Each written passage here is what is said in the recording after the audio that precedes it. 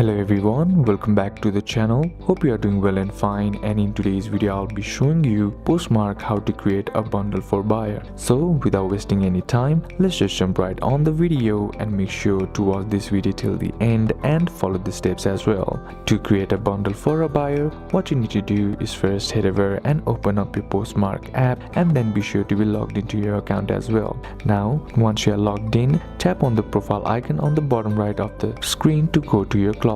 Now inside closet, what you need to do is add items to the bundle. When you find items that the buyer is interested in, tap on each item to open its listing. Then tap the add to bundle button, which is shopping cart icon on each item you want to include in the bundle.